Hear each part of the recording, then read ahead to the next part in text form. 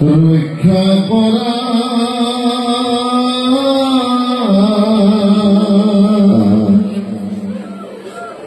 বিপদ সাগরে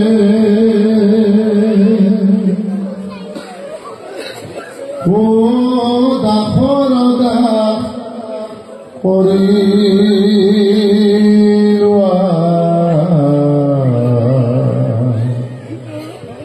মাটি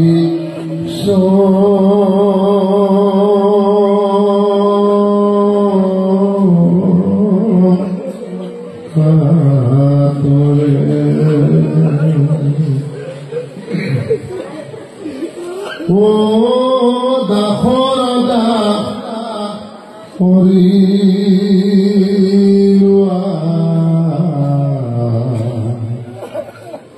মাটি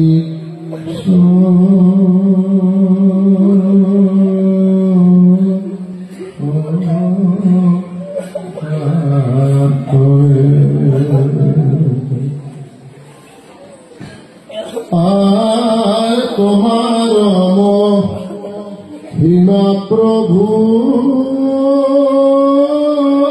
প্রভু কেবল জানন্ত ও ভকতে ভক্তি বলে মহা জ্ঞান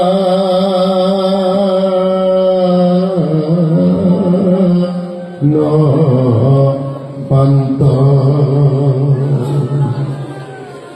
কৃষ্ণ গুরু রক্ষা করা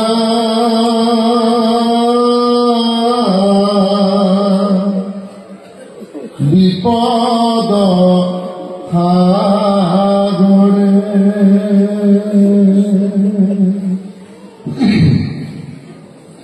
ও দাফরদা হরিলোয়া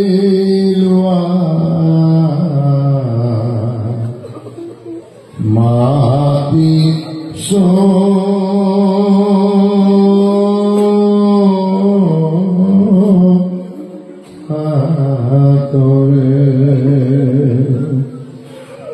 ও দাফরদা হরিলোয়া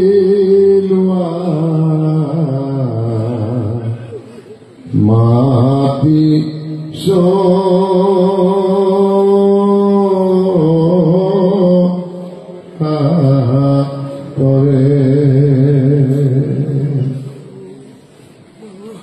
আর তুমি নিরাকার প্রভু প্রভু তুমি যে হাকার ও জন্ম লৈছা ৰবি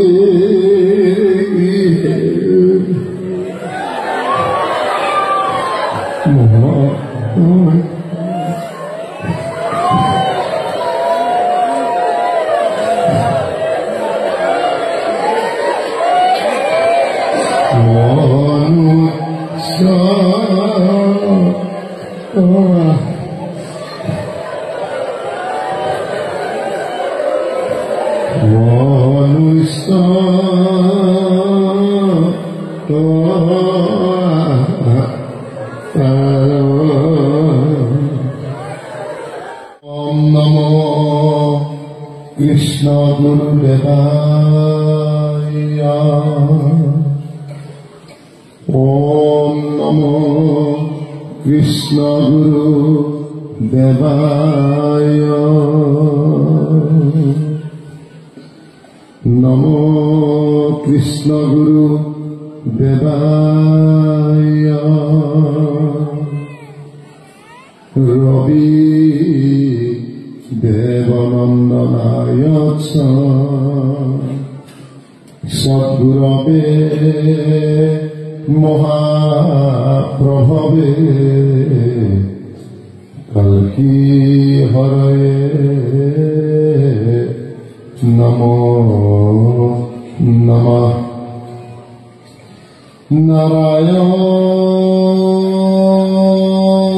নারায়ণং সচ্চিদানন্দং মায়াদেবী সুতং কল্কিরূপং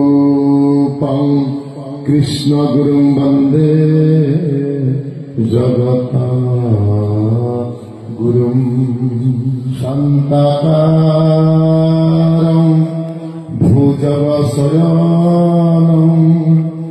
পদ্মনাভং জনার্দনং বিশ্বধারং গগনসদৃশং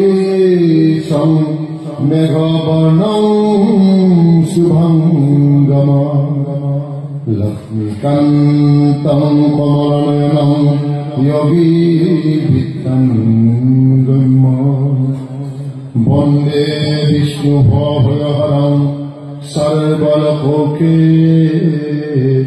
নাথম। আজি 7 দিন পালন চলে, 7 দিনে একখানে গেল, প্রায় একখানে গেল ভকত লোক। তারপর আনন্দ আর আমার নালাগে এখন। সেইখানে গুরু আর ভকতৰ একটু বহুত বেলেগ। আৰ গুৰুৰ পৰম বন্ধু বিশ্বত বাহিৰে বেলেগ নাই। সেইকাৰণে নামঘোষা মহাদেৱ গুৰুজনে লেখছিল, ও গুৰুৰ পৰম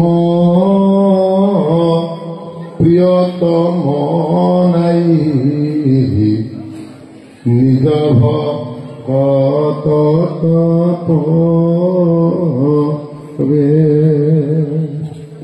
ও হেন ভকতক যিজনে নিন্দয় ও হৰিকে নিন্দা কৰে।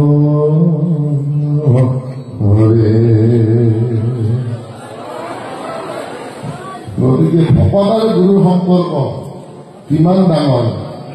গুৰুই ভকতত বাহিৰে কৰি দিছিলে আৰু ভকতে গুৰুৰ বাহিৰে কৰি দিছিলে। আজি 7 দিন পালনামত একমান গৈছো, নিজে নাজানো ভকতৰ কেনেকুৱা এটা আনন্দ পাই আছো। কালিও গৈছো, ৰাতি পহিনাও গৈছো, সদায় গৈছো ভকতৰ।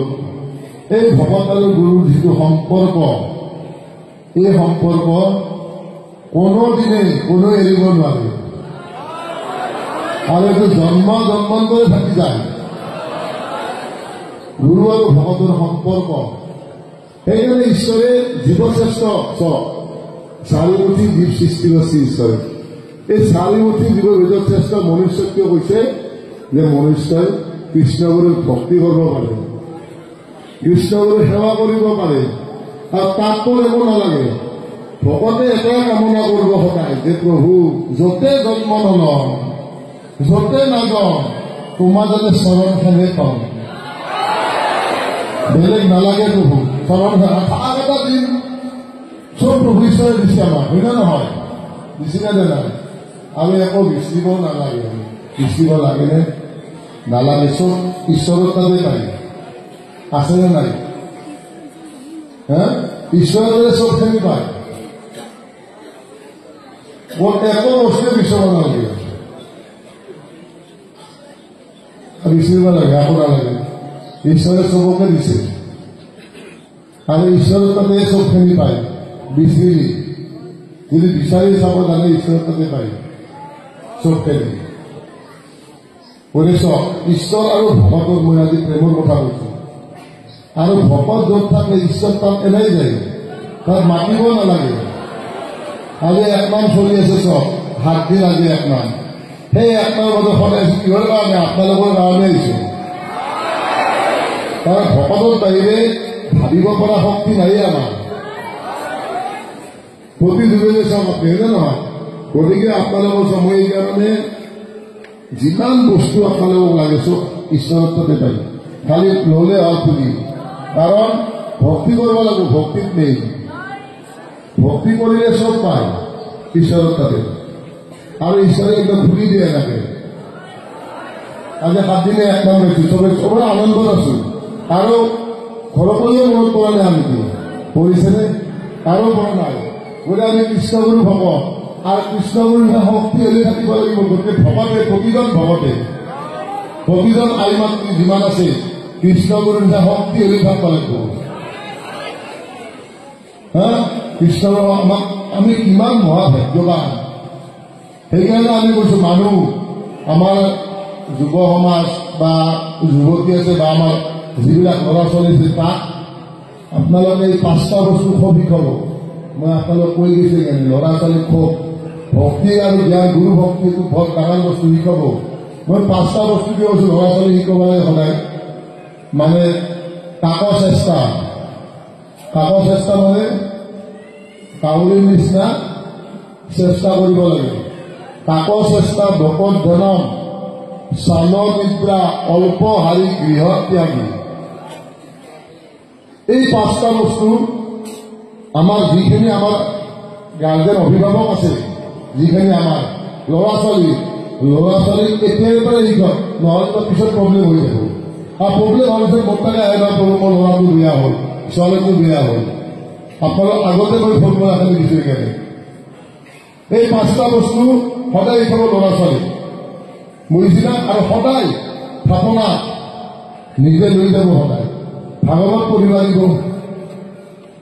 প্ৰভাত ধ্ৰুৱ দি আছিল 5 বছৰতে অচিনা লৈছো। মই গোটেই আমাৰ ভকতখিনি কৈছো, ল'ৰা ছোৱালী যিখিনি জন্মিছে সেইখিনি ল'ৰা ছোৱালীক আধ্যাত্মিক শিক্ষাৰে শিক্ষিত কৰক। পঢ়াটো হ'ব, পঢ়িব পাৰিব, মাষ্টাৰ ডিগ্ৰীও কৰিব, কিন্তু আধ্যাত্মিকৰ মাষ্টাৰ ডিগ্ৰী ক'ত কৰিব? সেইটোতো মাষ্টাৰ ডিগ্ৰী সহজ নহয়। আধ্যাত্মিকৰ সহজ জানো? আধ্যাত্মিক মাষ্টাৰ ডিগ্ৰীটো PhD কৰিব পাৰিব, কিন্তু আধ্যাত্মিকৰ PhD ক'ত কৰিব? আমি এতিয়াৰ পৰা শিকাব লাগিব ল'ৰা ছোৱালীখিনি। এতিয়ালৈ আৰু আমাৰ প্ৰভুচে আমাৰ এতিয়ালৈ স্কুল, কলেজ, ইউনিভাৰ্চিটি দি তাত প্ৰভু লাগি থাকিছে কি স্কুলীয়া শিক্ষাৰ লগত আধ্যাত্মিক জ্ঞান প্ৰদান কৰা, হয় নে নহয়? স্কুলীয়া শিক্ষা আধ্যাত্মিক সাধাৰণ জ্ঞান লগতো আধ্যাত্মিক জ্ঞানটো দিছে। সমস্ত ভূতৰ যি ঈশ্বৰ আছে সেই কথাটো যাতে সকলোকে মানে শিকাই দিব লাগিব আমি। আৰু এই আধ্যাত্মিক আলোচনা আজি গোটেই আমাৰ বাহিৰতো গৈছে, গোটেই অসমখনে আমি জয় কৰিছো, বাহিৰতো গৈছে আমাৰ। কিন্তু নামটো এনেকুৱা পাৱাৰ আমি নিজে গম নাপাওঁ। আমি নাম লৈ আমাৰ ভকতৰ কিমান পাৱাৰ আছে ভকত এটাও নাজানে। পাৱাৰ কিমান আছে ভকতে নাজানে। প্ৰতিজন ল'ৰা ছোৱালী যাতে সাধাৰণ শিক্ষাৰ লগত যাতে আধ্যাত্মিক জ্ঞানটো দিব পাৰে, আৰু সদায় ল'ৰা ছোৱালীক থাপনাত লৈ যাব। এই বাবা অলপ পিছত ভৰি একো নহয়। আৰে কোয়ালাতে কিন্তু ঠিক কৰে যাবো, যদি পুৰো ভাঙি যাব। এই কোয়ালাতে ঠিক কৰব লাগিব আমি ল'ৰা ছোৱালীখিনি। আধ্যাত্মিক জ্ঞান দিব লাগিব। প্ৰহ্লাদ ধ্ৰুৱ কি কৈছিল? ধ্ৰুৱ প্ৰহ্লাদক কেনেকুৱা আছিল? প্ৰহ্লাদক কেনেকুৱা শিক্ষা দিছিল? বাবা হিৰণ্যকশিপু আছিল না নাই? তেওঁৰ পুত্ৰ প্ৰহ্লাদক গোটেই শিক্ষা দিছিল, শাস্ত্ৰ জ্ঞান দিছিল না নাই? তেওঁ সদায় নিগমটোহে লৈছিল, আগমটো নাছিল। আমাৰ ল'ৰা ছোৱালীকটো আগমটো নিশিকাব বুলিও নিগমটোৱে শিকাব। প্ৰহ্লাদক আগম শিকাৰ কাৰণে প্ৰহ্লাদে নিশিকিলে, খণ্ডাৰণলৈকে আগম দিছিল, আগম শাস্ত্ৰ নালাগিলে, নিশিকিলে, হৰিয়মকে থাকি। আমাৰো প্ৰত্যেকজন ল'ৰাই এতিয়া ভোট কলিঙত কৃষ্ণগুৰু বুলি কৈ থাকো প্ৰতিজন ল'ৰা ছোৱালী। আমি সেই শিক্ষাৰে শিক্ষিত কৰিব লাগিব, নহ'লে আজি কিয় এনেকুৱা অশান্তি অসুবিধা কিয় হৈছিল? একমাত্ৰ অসুবিধা অশান্তি সমাজত কিয় হৈছিল? একমাত্ৰ আধ্যাত্মিকতাৰ অভাৱ। আধ্যাত্মিক বস্তুটো বাজাৰত পোৱা বস্তু নহয় ন, যে মই 1 কিলো কিনি আনো, যেনেকে ফুলকবি 1 কিলো কিনিলো, বান্ধাকবি 1 কিলো কিনিলো, বোলে আধ্যাত্মিকটো 1 কেজি কিনি লৈ যাব ন। আধ্যাত্মিক কিনা বস্তু নহয়, গুৰুত্বতে পোৱা বস্তু।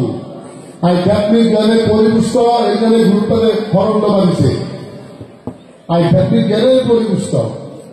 আধ্যাত্মিক সমস্ত ভূতত এটা ঈশ্বৰ আছে, আছেনে নাই? হা আছেনে সমস্ত ভূততে? হা আছেনে? সমস্ত ভূতত যদি ঈশ্বৰ আছে তেনেহ'লে আমি কাকো বেয়াকৈ ক'ব নোৱাৰো, কাৰো সমালোচনা কৰিব নোৱাৰো, কাকো গালিও পাৰিব নোৱাৰো। আমাকতো সমালোচনা গালি পাৰা বেছি আছেনে নাই?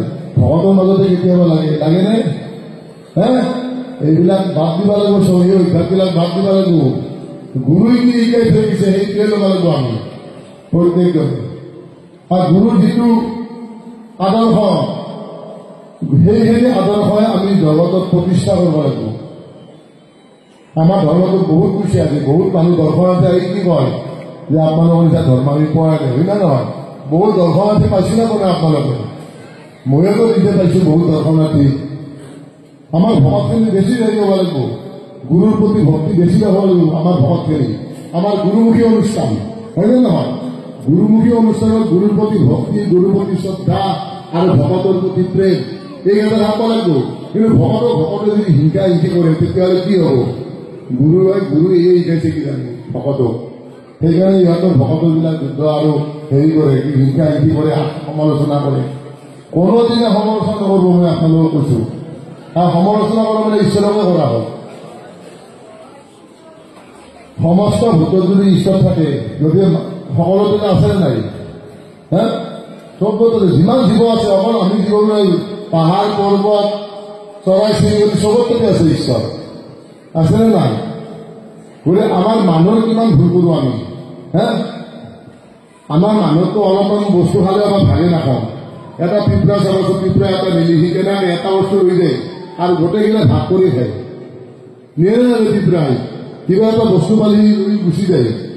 হা গোটেই ভাগ কৰি খায়। আৰু কিমান আমাৰ গোটেই মানুহ শ্ৰেষ্ঠ জীৱ, আৰু এই মনুষ্য কোনো পাইছা যে কোটি কোটি জন্মৰ পুণ্যৰ ফলত আৰু কি পাবা বাদ দিয়া। এই ধৰণতে তুমি ঈশ্বৰক ধৰা আৰু মুক্তি বিশ্ব মানে এতিয়াই মুক্তি মানে বেলেগ বস্তু নহয়, এতিয়াই মুক্তিটো এতিয়া নাম পালো ন, কৃষ্ণগুৰুৰ নাম, এতিয়া মুক্তি পালো আৰু তাৰপৰা বেলেগ নালাগে, বেলেগ বিচিবা। কৃষ্ণগুৰুৰ নাম যাৰ মুখত থাকে, মৃত্যুৰ সময়ত যদি কৃষ্ণগুৰুৰ নাম মুখত আহে যে ডাইৰেক্ট ঈশ্বৰ তাতে গুচি যায় দিয়া ডাইৰেক্ট, হয় নে নহয়? সেইকাৰণে মই কৈছো ঈশ্বৰে তাতে খুলি চব পাই না নাপায়? হা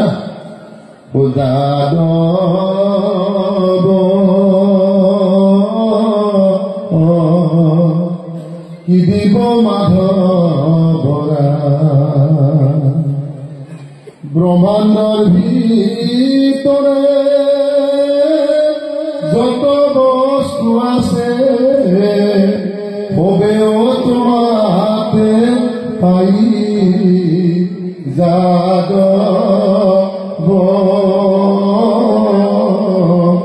কি দিব মাধৱৰা।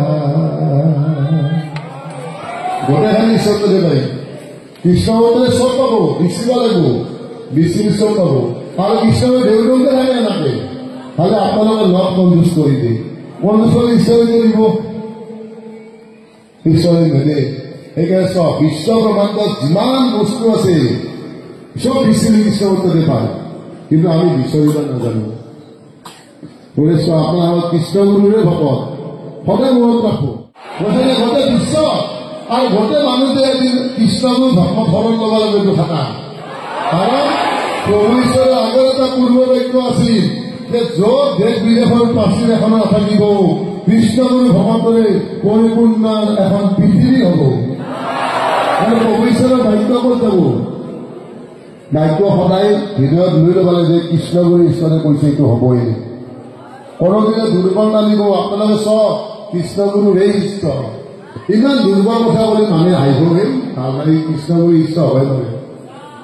প্ৰভু ইমান শিক্ষা দি গৈছে আমাক প্ৰত্যেককে, আৰু প্ৰভুৰ এই যিখিনি নীতি আদৰ্শ প্ৰভুৰ এইখিনি যাতে আমি সদায় ভকতে সদায় যদি ভোকত বান্ধি থাকিব পাৰোঁ, সদায় নম্ৰা লগি।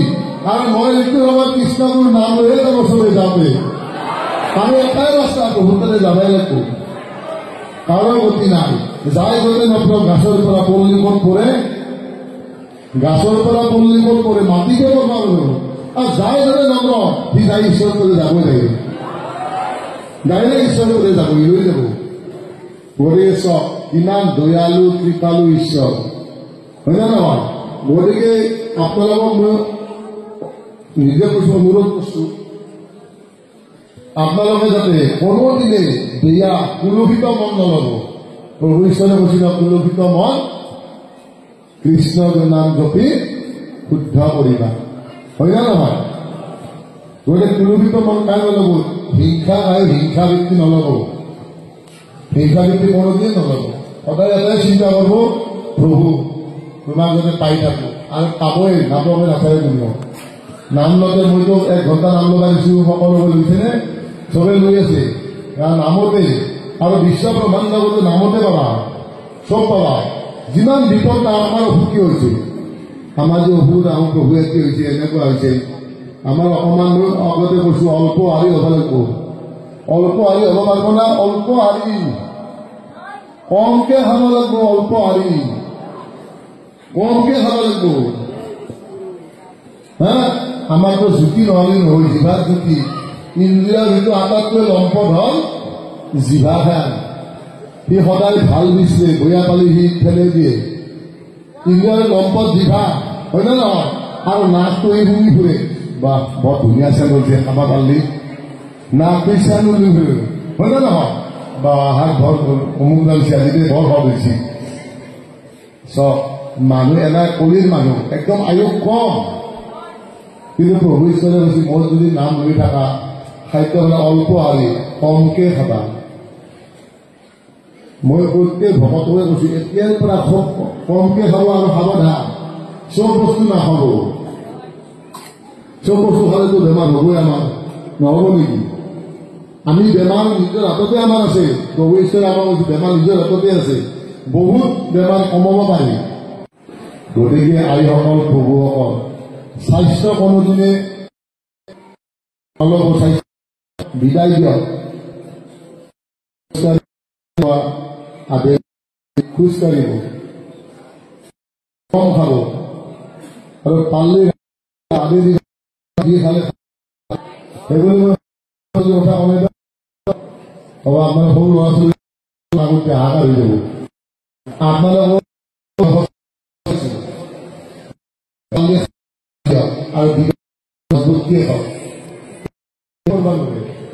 আৰু ৰাতি ভাত খাই কিবা খালেও ৰাতি কমেও 1.5 ঘণ্টা বিচনাত যাব নালাগে 1.5 ঘণ্টা বিচনাত যাব নালাগে 1.5 ঘণ্টা পাছতহে যাব লাগে আমাৰ খাইয়ে শুই দিওঁ নহয় গাটো বেয়া লাগিলে শুয়ে দিলোঁ অসুখটো বেছি হয় আৰু সদায় কৃষ্ণগুৰুৰ কাশ্মীৰ নাম লৈয়ে শুব সকলে তেতিয়া আপোনাৰ কিবা বিপদ থাকিলেও ৰাতি ঈশ্বৰে আহিবতো আপোনাক সহায় কৰিব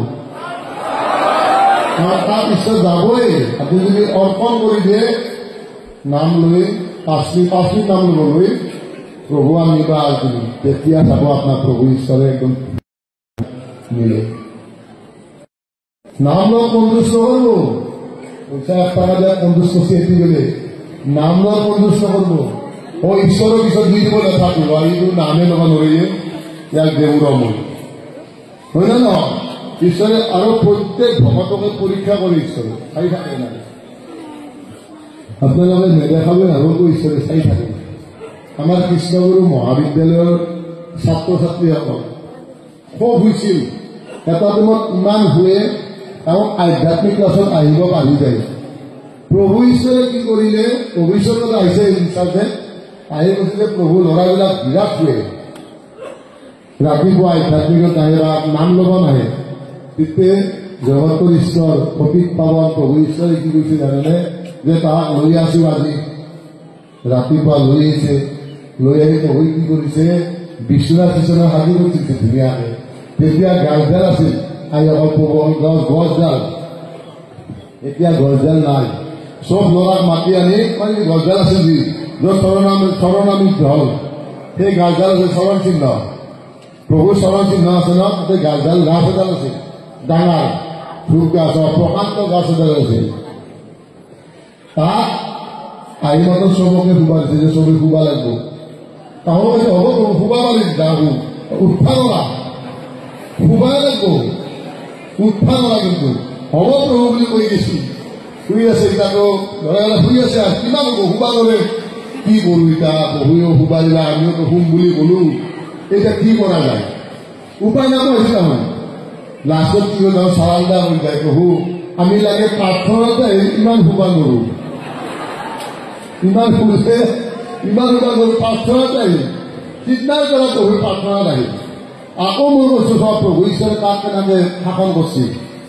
আমাৰ তেতিয়া ফাৰ্ষ্ট ডে আছিল এতিয়া মই নামটো নকওঁ নামটো ক'লে বেয়া হয়তো শৰ্মা বুলি এজন আছিল নামটো নকওঁ মই নামটো জানো ফাৰ্ষ্ট ডে 1992 যেতিয়া প্ৰভু ঈশ্বৰে কলেজ প্ৰতিষ্ঠা কৰে তেতিয়া ষ্টুডেণ্ট প্ৰভু মোবাইল পৰা আনছি আৰু আমি এতিয়া মানে এজন মানে সদায় মানে কাজিয়া হাই কাজিয়া হৈয়ে কৰিলোঁ আৰু সেইজন ল'ৰাৰ পৰা হাই কাজিয়া হয় প্ৰভু ঈশ্বৰে চব ল'ৰাক মাতি আনি কৈছিল তুমি ইমান হুলস্থুল কৰা আৰু যোনজনে কাজিয়া কৰে সেয়া কি কৰিছে সভাপতি মানে কৈ আজি তাৰ গোটেই কলেজ চাব লাগিব সি ভাবিছিলে মই কলেজ চাব লাগিব মই সকলোকে মাৰি ফুৰো মই আৰু কলেজ কেনেকৈ চাওঁ নহয় একো আজি পৰা দিলোঁ ইটা সিটো কি কৰি তাক আকৌ মাকৰ মনে একো মানে ভাল হৈ গ'লে প্ৰভু ঈশ্বৰে তাক কেনেকৈ শাসন কৰিছিল না শাসন কৰিছিল প্ৰভু ঈশ্বৰে শাসন কেনেকৈ কৰিছিল যাক যেনেকৈ লাগে সেনেকৈ কৰিছিল যেনেকৈ বিচাৰিছে সেই শৰ্মাক সেনেকৈ ঠিক কৰি প্ৰথম বেছ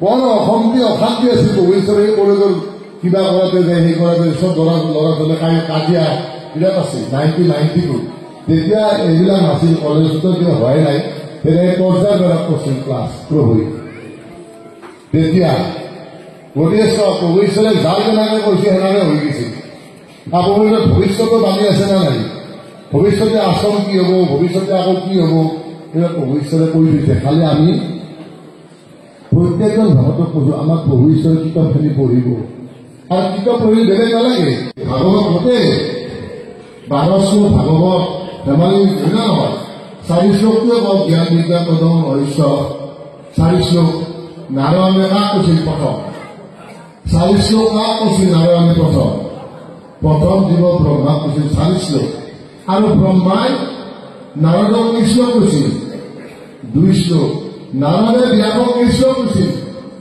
2 শ্লোক ব্যাসে শুকক কৃষ্ণ কৈছিল 2 শ্লোক শুকে আৰু শুকক 2 শ্লোক টোটেল 12 শ্লোক আছে ভাগৱত এই 12 শ্লোক ভাগৱতহে নহয় বন্ধু আমাৰ এখন 34 শ্লোকী ভাগৱত 12 শ্লোকী ভাগৱত নহয় 34 শ্লোকী ভাগৱত গতিকে আমি 4 জ্ঞান বিজ্ঞান পদম ৰহস্য ব্ৰহ্মাক কৈছিল প্ৰথম নাৰায়ণে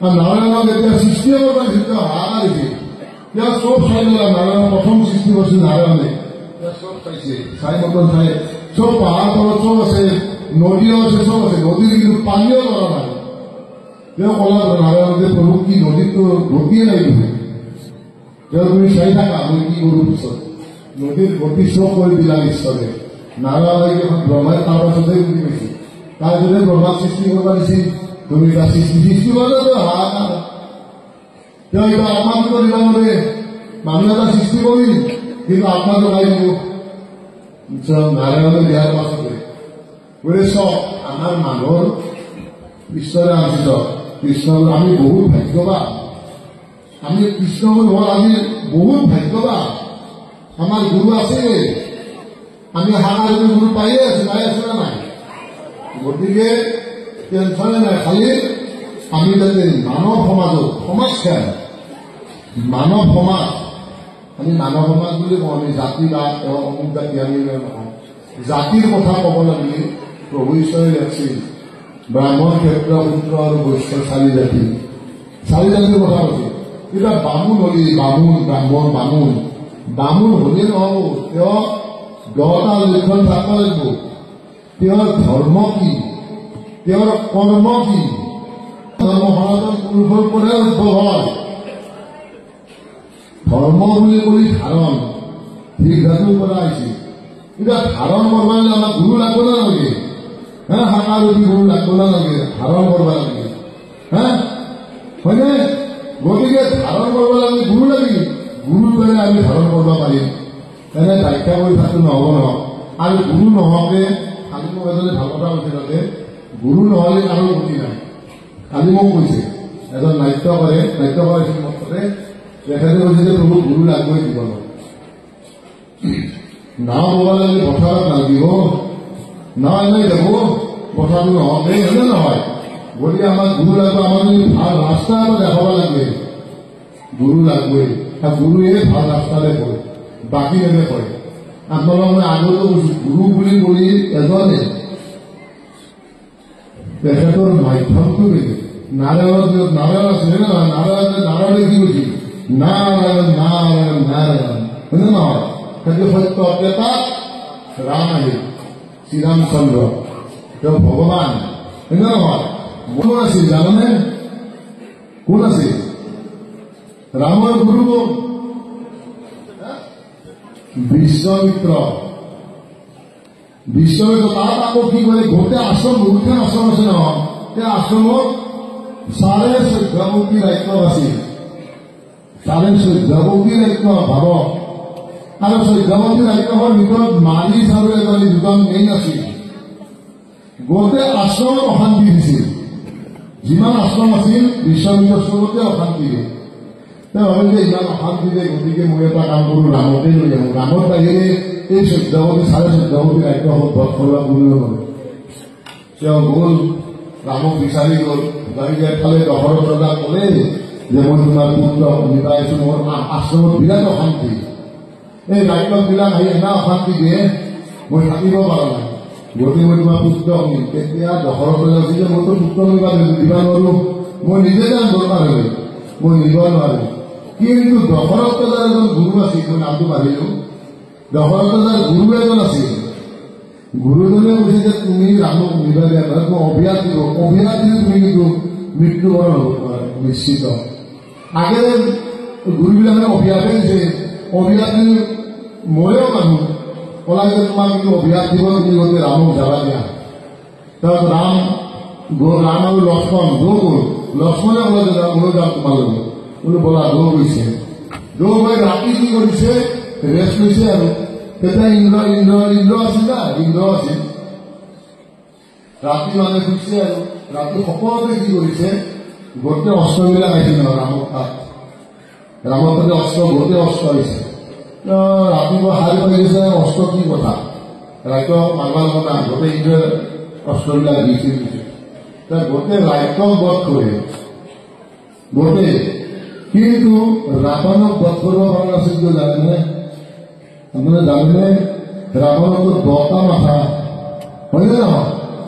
10টা মাথা হয়নে ৰাৱণৰ? ৰামে যিমানে মাৰে এটা এটা মাথাই হাৰি থাকে। চব ঈশ্বৰকো এজন ভকতৰ দৰকাৰ নাই।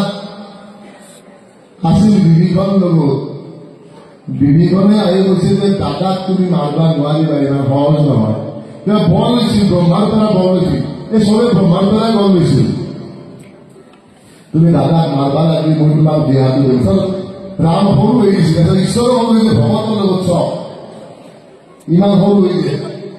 ৰামে কাণৰ কাষত কৈছিল যে তুমি ৰাৱণক যদি বধ কৰিব বিচৰা তেনেহ'লে তুমি তাক নাভিত মাৰা। খং যেতিয়া নাভিত মাৰি দিয়ে ৰাৱণ লগে কিন্তু বিভীষণে আহি ৰামে যুদ্ধ কৰি তেতিয়াতো জগতৰ ঈশ্বৰটো জানেছো সমস্ত, কিন্তু এজন ভকতৰ দ্বাৰাই তেওঁ আছে সেই কাৰ্য সিদ্ধি কৰি নাভিত মাৰি দিয়াৰ লগে লগে ৰাৱণ আৰু তাৰপিছত তাৰ মাজতে বিভীষণক, আমাৰ বিভীষণক বহুতে ঘৰগুৰি বুলি কয় নে নহয়? ঘৰগুৰি বিভীষণ বহুতে ব্যাখ্যা কৰে বেলেগ বেলেগ, হয়নে? বিভীষণ একান্ত ভকত আছিল ৰামৰ। আৰু এনেকে হনুমানেও ঈশ্বৰৰ ৰামৰ বাক্যতে নাছিল, ভাগ নাছিল। বালি আছিল নে নাই? বালিৰ ভাগ কোন আছিল? সুগ্ৰীৱ। বালিৰ ভাগ আছিল সুগ্ৰীৱ। সেই যুদ্ধৰ পিছি এজন ৰাজ্যক মই কাটাহে কৈছো, এই ৰাজ্য এজন মাৰা গৈছিল। মাৰাতে ঘূৰি নাহা দেখাতে ভাবিল যে দাদাকে মাৰিল। তাৰ দাদাই এবছৰ ওলাই আহিছিল, আহি দেখে আৰু কি হয় গোটেইবিলাক আছে, হনুমান ৰাম চব আছে। আৰু দাদাটো আহিলো ৰাজ্যজনকহে মাৰি আহি দাদাকে কিবা কি কৰে, সুগ্ৰীৱকটো ৰাজা পাচ্ছি, এতিয়া বালিক যদি মাৰি নেবে হনুমানে কাণৰ নহওক অধিক প্ৰভু ৰাৱণে বালিক মাৰি দিয়ক চবটো বাক্যমতে কাম মাৰি দিলে তাৰপিছত ৰাজক বুলিব ৰজাক এনেকে ৰাৱণক আৰু হনুমানক একচুৱেলি ৰাৱণে হনুমানক